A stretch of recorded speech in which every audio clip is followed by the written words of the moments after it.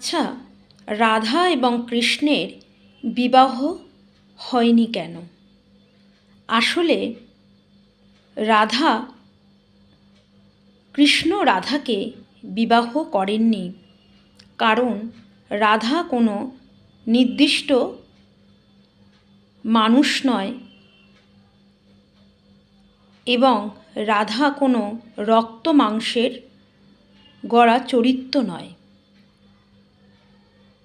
রাধা বা রাধিকা শব্দের উৎপত্তি হয়েছে রাধ ধাতু থেকে, আর এই রাধ ধাতু মানে হচ্ছে যে আরাধনা করে, যে ভগবান শ্রীকৃষ্ণের